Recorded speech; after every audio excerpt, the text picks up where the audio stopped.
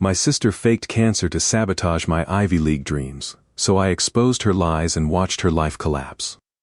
2 years later, she's at my door crying, asking if we can ever be sisters again. And I found out my sister wasn't dying the same day I received the email that should have changed my life forever. And the subject line read: "N congratulations. You have been accepted." It was from one of the Ivy League schools I had dreamed about since I was 14. I should have been celebrating. Instead, my mother burst into my bedroom, sobbing so hard she could barely breathe. And my older sister, Emma, had collapsed during an appointment with her doctor. The doctors believed it was leukemia. And everything else disappeared. And the acceptance letter sat unread on my laptop while my parents rushed to the hospital. And for the next several weeks, our entire family revolved around Emma. At first, I never questioned it. No would. Cancer changes everything. Nor at least, that's what I believed. Emma was 2 years older than me. And growing up, she always needed to be the center of attention. And if I won a spelling bee, she somehow injured her ankle that weekend. And if I got straight A's, she'd suddenly have a personal crisis. And every birthday somehow became about her feelings. And my parents called her sensitive. And called it exhausting. And still, I never imagined she would fake something like cancer. No one imagines that. And within days, our house transformed into something unrecognizable. Neighbors delivered meals. Church members organized fundraisers. And friends created online donation pages. Extended relatives flew across the country. And everyone wanted to help Emma. And everyone wanted to save her. Including me. I postponed campus visits. Na skipped scholarship interviews. Na canceled competitions that I'd spent years preparing for. Every spare minute went toward helping my parents. And organizing medical paperwork. And answering calls from worried relatives. And cooking dinner. And cleaning the house. Taking care of everything. My acceptance into an Ivy League university became almost irrelevant. Whenever someone congratulated me, the conversation lasted maybe 30 seconds before returning to Emma's illness. Eventually, I stopped mentioning college altogether. It felt selfish. My guidance counselor called repeatedly asking why I hadn't accepted my admission offer. I kept saying I'd decide soon. The truth was I couldn't. The enrollment deadline approached while our family insisted Emma might only have months to live. How could I move across the country? How could I leave my parents alone? Every time I considered it, guilt crushed me. Then Emma cried. She never directly asked me to stay. She didn't need to. She'd quietly mention how frightened she was. How she couldn't imagine going through chemotherapy without her little sister nearby. How Mom cried herself to sleep every night. How Dad looked 20 years older. Every sentence carried the same invisible message. Don't leave us. My parents never actually told me to reject my dream school. They simply assumed I would. Eventually, I did. I declined my admission. I enrolled at a local state university instead. Everyone praised my sacrifice. Relatives called me mature. Neighbors said our parents had raised such a selfless daughter. Emma hugged me tighter than she had in years. For one brief moment, I actually believed I'd made the right decision. I had no idea that decision had been based on the biggest lie of my life. About 6 months later, Emma looked amazing, too amazing. She supposedly had aggressive leukemia. Yet she never lost her hair, never looked exhausted, never seemed sick outside the hospital. She traveled, went shopping, posted smiling selfies, claimed the doctors had found an experimental treatment that was working miracles. Whenever someone questioned it, my parents proudly called her a fighter. I wanted to believe them. I really did. But tiny details started bothering me. Emma's medication bottles were always sealed. Her appointment summaries disappeared before anyone else could read them. Whenever relatives asked specific medical questions, she answered vaguely before changing the subject. One afternoon, I accidentally became the first person to notice something strange. Mom asked me to grab Emma's insurance paperwork from her bedroom while they were grocery shopping. I searched through a desk drawer. Instead of insurance documents, I found a thick folder labeled medical. I wasn't snooping. I genuinely thought it was what Mom needed. Inside were dozens of papers. Blood test results, referral letters, appointment schedules. Everything looked legitimate, until one page slipped onto the floor. It wasn't a medical report. It was an invoice from a graphic design company. Attached was an email discussing document formatting. The subject line made my stomach drop. Updated hospital letterhead version. I stared at it for nearly a minute. Then I noticed something else. The hospital logo on the invoice matched the logo printed on Emma's supposed medical reports. Exactly. Even the tiny spacing error. That wasn't possible. Unless, I wish I could say I confronted Emma immediately. I didn't. I wanted to believe there was another explanation. Maybe the graphic designer had created informational brochures for the hospital. Maybe someone had accidentally mixed paperwork together. Maybe I was overthinking everything. I carefully put every document back exactly where I'd found it. Then I drove home feeling sick. That night, I couldn't sleep. Every memory from the previous 6 months replayed in my mind. Every canceled scholarship interview. Every opportunity I'd turned down. Every fundraiser. Every tear my parents had shed. Everything suddenly felt staged. The next morning, I made a decision. I wasn't going to accuse anyone. I was going to verify the facts. I started with something simple. Emma had always claimed she received treatment at St. Andrew's Cancer Center. Their logo appeared on every document. Their name appeared on every fundraising page. Called the hospital pretending to be a volunteer, helping organize charity events. Didn't ask whether Emma had cancer. Only asked whether someone from the hospital could verify information for a fundraiser. And the receptionist politely explained that patient privacy laws prevented her from discussing anyone's treatment. That answer didn't surprise me. What surprised me came next. She apologized and transferred me to the hospital's community outreach office because they handled charity partnerships. The outreach coordinator searched their records. After a long pause, she apologized again. They had never partnered with any fundraiser under Emma's name. That seemed odd. Thousands of dollars had supposedly been raised for treatment. Yet the hospital knew nothing about it. Thanked her and hung up. I looked at the donation page again. Nearly $80,000 had been collected. Friends. Neighbors. Coworkers. And former teachers. Even complete strangers had donated. The page claimed every dollar supported Emma's medical expenses. Something wasn't adding up. Over the next week, I became careful. Very careful. Never asked direct questions. Simply observed. Emma claimed chemotherapy every Thursday morning. She always returned home with perfectly styled hair. Fresh makeup. Perfect nails. No hospital wristband. No bruises from IV lines. None Thursday. I quietly followed her. Instead of driving toward the cancer center, and she drove downtown. And she parked beside an upscale spa. Told myself there had to be a reason. And maybe she wanted a massage after treatment. And maybe she was meeting someone. Instead, I watched her walk inside, carrying the exact tote bag she always used for chemotherapy. And she stayed there for almost 3 hours. When she came back out, she wasn't weak. And she wasn't nauseous. She was laughing with 2 women while carrying shopping bags from expensive boutiques. I sat frozen inside my car. I didn't cry. I didn't scream. I simply stared. Everything inside me felt numb. I waited until she drove away. Then I walked into the spa. The receptionist smiled warmly. I explained that my sister had recommended the place and asked whether the Thursday wellness package was worth trying. The receptionist immediately recognized Emma. She smiled even wider. "Oh, she's one of our regular members." Regular member. Every Thursday, for 6 months. The same day she claimed to be receiving chemotherapy. I thanked the receptionist and walked outside. My hands were shaking so badly I could barely unlock my car. I sat there for nearly 20 minutes. Not because I needed proof anymore. Because I was trying to understand why. Why fake cancer? Why destroy our family? Why make me give up everything I'd worked for? That evening, Emma came home carrying a blanket around her shoulders. She slowly walked through the front door as though every step hurt. Mom rushed to help her. Dad looked ready to cry. Emma quietly whispered that treatment had been especially difficult.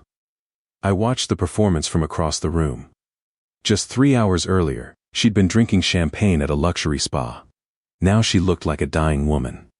And everyone believed her. Including my parents. I realized then that exposing her without undeniable evidence would destroy me instead.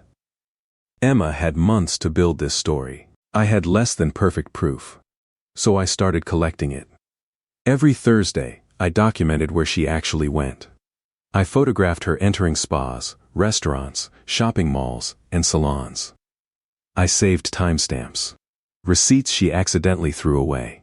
Parking tickets. Social media posts she forgot to delete. One mistake led to another. She often posted pictures publicly before switching them to private. By then, Internet archives had already captured them.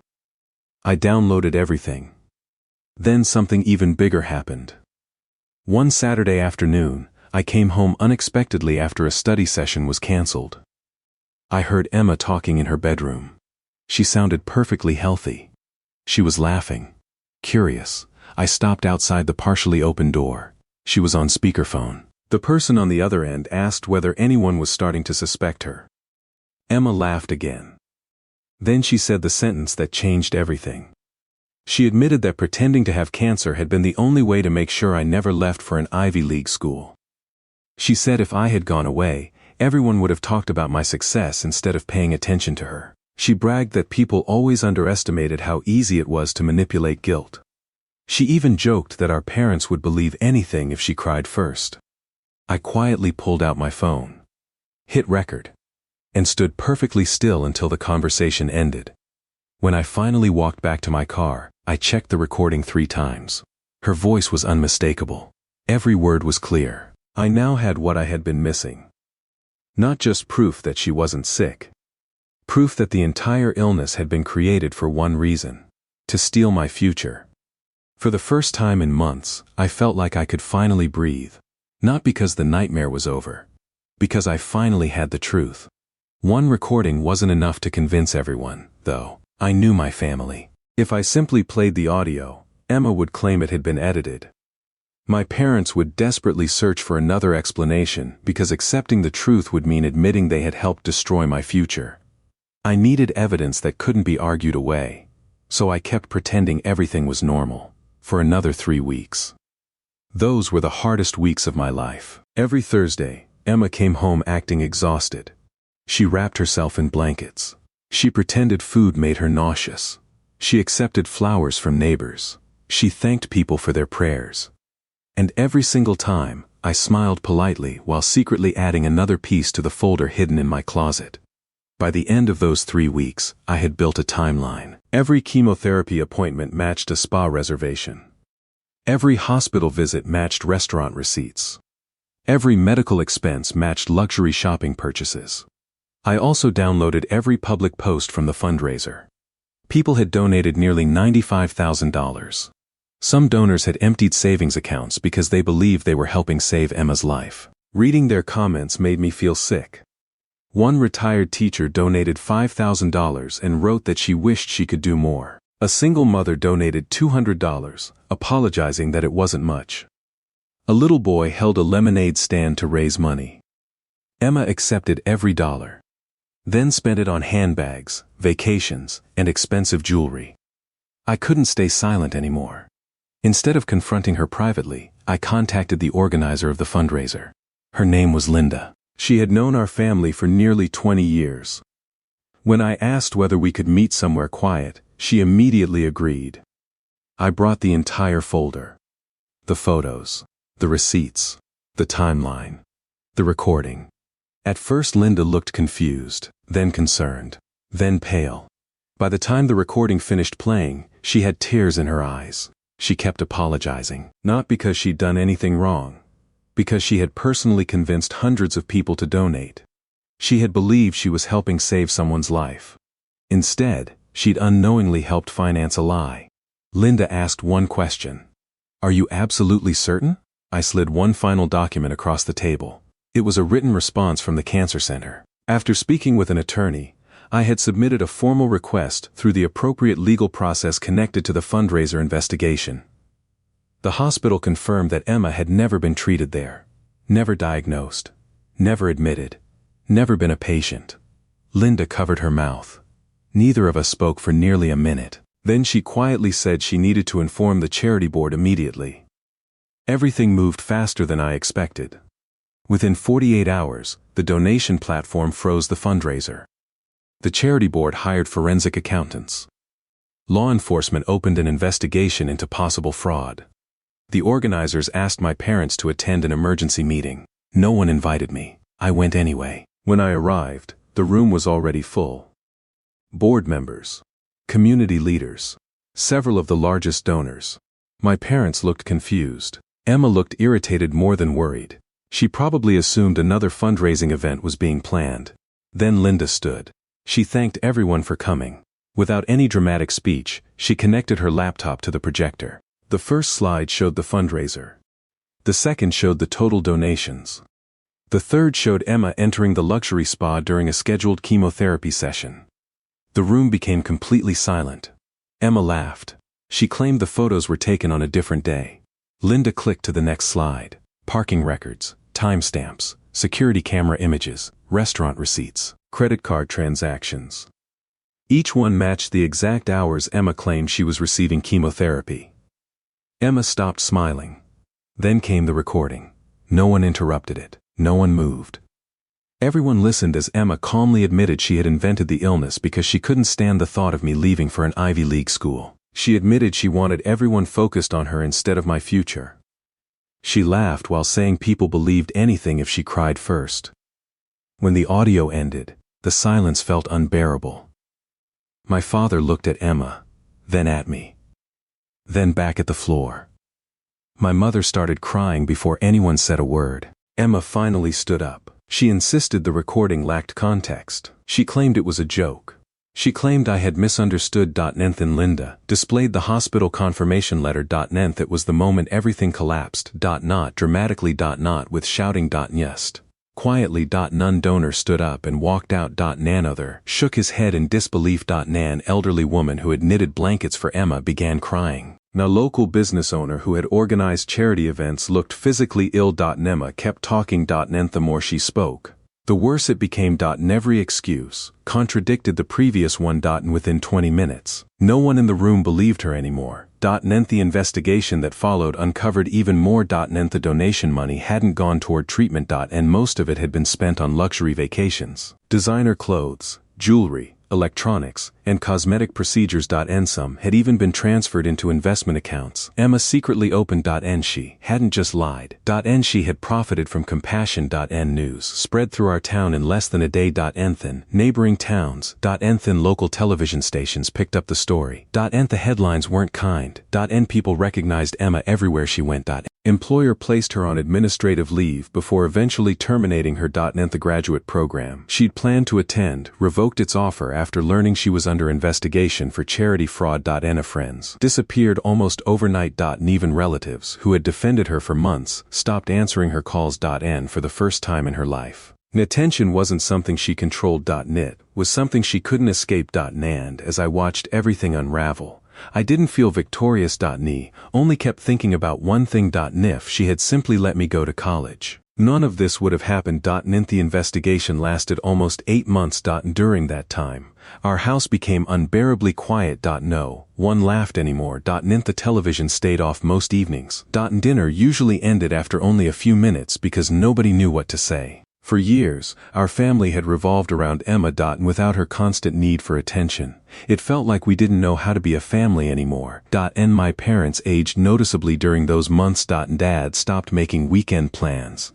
And Mom barely left the house, except for groceries. Neither of them asked me for forgiveness. Not at first. Don't think they knew how. None evening, Dad quietly knocked on my bedroom door. He was holding a worn folder. 9 side were copies of every college brochure I had collected throughout high school. Harvard. Nile. And Princeton. And Columbia. And Cornell. And Brown. And schools I dreamed about since I was 14. He admitted he had found the folder while cleaning the attic. Then he said something I never expected. He confessed that on the day I rejected my Ivy League offer, he had actually felt relieved. Not because he wanted me to stay. And because he believed our family couldn't survive without me taking care of everyone. And looking back, he realized how unfair that had been. He had unconsciously asked one daughter to sacrifice her future so the other daughter could remain comfortable. And that realization had haunted him every day since the truth came out. I didn't know what to say. And there wasn't a sentence. Big enough to fix years of damage. Nas. I simply thanked him for being honest. Few weeks later, the criminal case against Emma finally reached court. Nash was charged with charity fraud, wire fraud, and falsifying medical documents. The prosecutors had assembled an overwhelming case. Financial records. Hospital testimony. Digital evidence. Witness statements. The recording. Receipts. Photographs. Everything pointed in one direction. Emma still pleaded not guilty. She claimed she had experienced a psychological breakdown. She argued that she had genuinely believed she was sick. That argument lasted less than 1 day. The prosecution introduced text messages she'd sent to an old friend long before the fundraiser began. In those messages, she joked that pretending to have cancer would guarantee everyone paid attention to her. Another message bragged that people donated faster to tragic stories than happy ones. There was no confusion, no delusion, only planning. After a relatively short trial, the jury convicted her on multiple counts. She avoided prison because it was her first criminal conviction, and eventually accepted a plea agreement requiring probation, community service, mandatory psychological treatment, and nearly complete restitution of the stolen donations. But avoiding prison didn't save her life. It only meant she had to watch it fall apart in slow motion. Every luxury item purchased with donated money was seized. Her savings disappeared. She spent years repaying victims. No reputable employer wanted to hire someone whose name had become synonymous with charity fraud. Every online search of her name brought up newspaper articles. She became known for the lie instead of the attention she'd spent her whole life chasing. As for me, I stayed at the state university. By the time everything was over, transferring to an Ivy League school no longer made sense financially or academically. For a while, that realization hurt more than I admitted. Then something unexpected happened. One of my professors learned about the case, not through gossip, through the news. He encouraged me to apply for a competitive research fellowship that very few undergraduates even considered. I almost didn't apply. Part of me still believed opportunities like that belonged to other people. Thankfully, he insisted. Months later, I was accepted. That fellowship led to graduate school. Graduate school led to a research position. Eventually, I joined a policy institute that worked on fraud prevention and nonprofit accountability. Ironically, the worst experience of my life shaped the career I genuinely loved. I spent years helping organizations recognize warning signs before scammers could exploit people's kindness.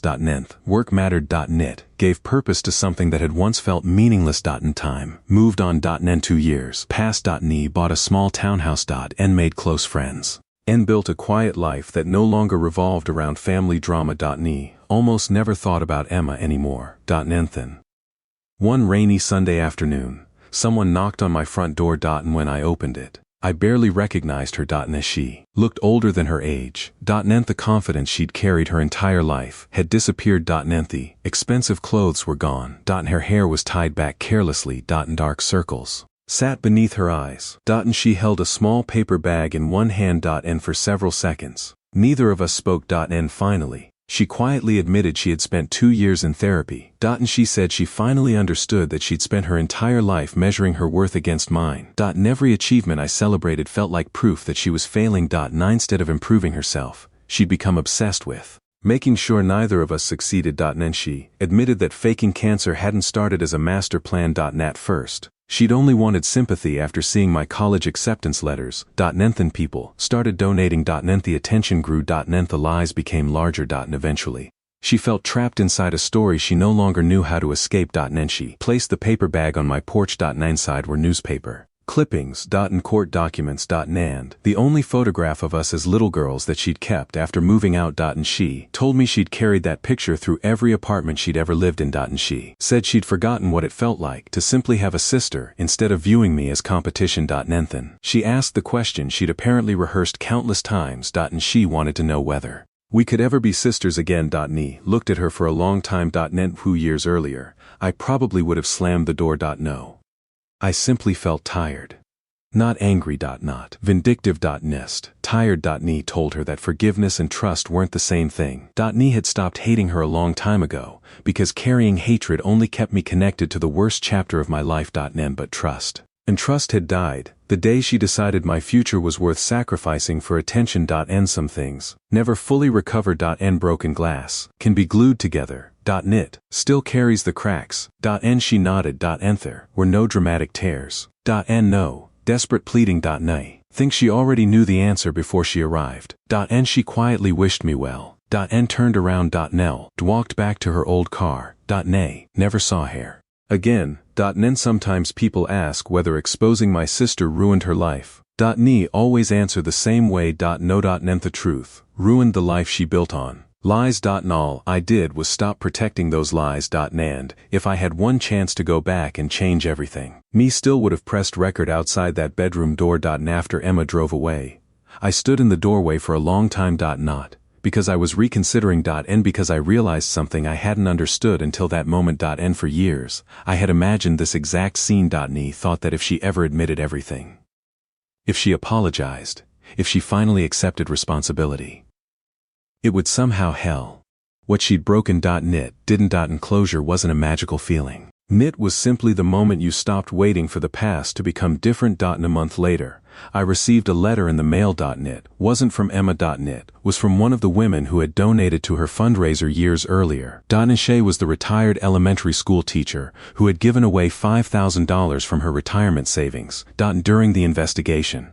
I had apologized to her over and over, even though none of it had been my fault. And she wrote that she'd been thinking about our family ever since the trial ended. Near the end of the letter, she said something that stayed with me. She wrote that kindness is never wasted, even when it is given to the wrong person. And the only mistake is allowing one dishonest person to convince us that no one deserves kindness ever again. And I folded that letter and kept it in my desk drawer. Whenever I found myself becoming cynical, I read it again. And a life slowly settled into something peaceful. And I finished graduate school. And I eventually married a man who knew the entire story before our third date. He never treated me like someone who needed rescuing. He simply respected the boundaries I had built. When our first daughter was born, I looked down at her tiny face and made myself one promise. And she would never grow up believing love had to be earned by sacrificing herself. And she would never be taught that keeping the peace mattered more than telling the truth. And she would never carry responsibility for someone else's choices. And my parents became wonderful grandparents. Age and regret changed them in ways I never expected. And they spent years rebuilding our relationship. Not with speeches, but with consistent actions. And they stopped making excuses. And stopped asking me to be the bigger person. And stopped confusing forgiveness with forgetting. And trust returned slowly. None ordinary day at a time. Emma remained a distant memory. And he occasionally heard updates through relatives. And she moved to another state. And worked quiet jobs. And continued therapy. And kept repaying the money she owed. And as far as I know, she stayed out of trouble. And he genuinely hope she found peace. Just not at the expense of someone else's life. And people sometimes ask whether losing the Ivy League opportunity is still my biggest regret. And surprisingly, Knit isn't. And the biggest regret is how easily I believed that loving my family meant abandoning myself. And that lesson cost me far more than one college acceptance letter. Knit took years to understand that sacrificing your future doesn't prove your love. Knit only teaches people that your dreams are negotiable. Looking back now, I don't define my life by the university I didn't attend. I define it by the life I refused to let someone else steal forever. Emma spent months pretending to be dying because she couldn't stand watching me succeed. In the end, she lost nearly everything chasing attention that disappeared the moment the truth came out. I lost an Ivy League education. She lost her reputation, her career, her friendships, the trust of everyone who had ever loved her. Those things are much harder to rebuild than a resume. If there's one thing this entire experience taught me, it's this: a lie can steal your opportunities. It can steal your money. It can even steal years of your life. But the truth has something lies never will. The truth doesn't need to remember what it said yesterday. Eventually, it catches up. And when it does, it never arrives alone.